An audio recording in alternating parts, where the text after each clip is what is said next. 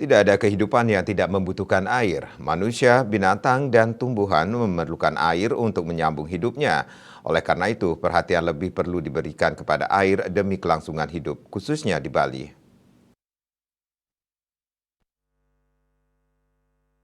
Guru Besar Arsitektur Fakultas Teknik Universitas Udayana, Profesor Putu Rumawan Salair menjelaskan, kapasitas terbesar yaitu 30 liter per detik dari potensi air tanah disumbangkan oleh sebagian wilayah Denpasar, Badung, Tabanan, Gianyar, Klungkung, dan Jembrana.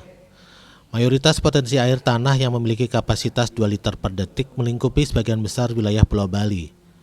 Kondisi ini mengharuskan berhemat menggunakan air tanah dan diperlukan rekayasa serta manajemen air di masa mendatang, mengingat jumlah penduduk Bali yang telah mencapai 4,29 juta menurut Dukcapil Bali Juni 2022, ditambah dengan kebutuhan air untuk pertanian, pariwisata, industri, rumah tangga, perkantoran, perdagangan, kesehatan, pelabuhan, bandara, dan lainnya.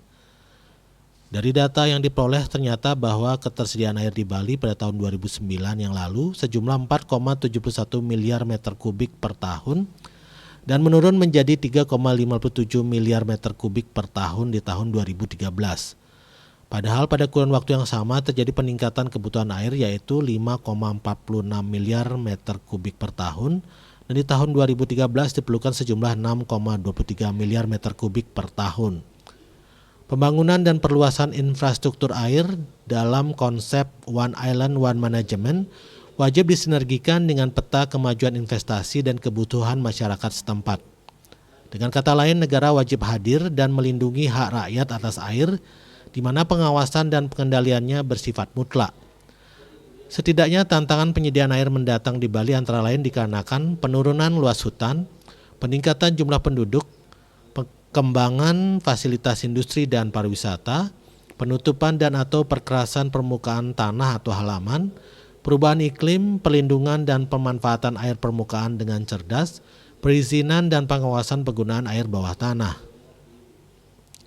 Untuk itu diperlukan upaya yang serius, terkoordinasi dan berkelanjutan untuk terjaganya dan bertambahnya cadangan air di Bali, melalui perluasan hutan, menambah jumlah sumber pasokan air melalui pengelolaan air permukaan, sungai, danau maupun waduk, penertiban dan pengawasan terhadap pemanfaatan air bawah tanah, membangun penampungan air agar tidak terbuang langsung ke laut berupa embung, sekaligus sebagai tempat rekreasi seperti yang dibangun di Sanur, juga sebagai modal air dan mikroklimat, sosialisasi dan menggalakkan pemanfaatan biopori dan sumur resapan, dan yang terpenting mengimplementasikan Perda RT RWP Bali dengan konsekuen dan konsisten.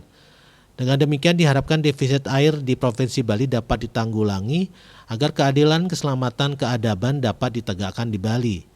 Melestarikan budaya air beserta seluruh simbol dan maknanya yang merupakan warisan leluhur untuk kemaslahatan orang banyak adalah sebuah kewajiban. KMB Bali Pos melaporkan.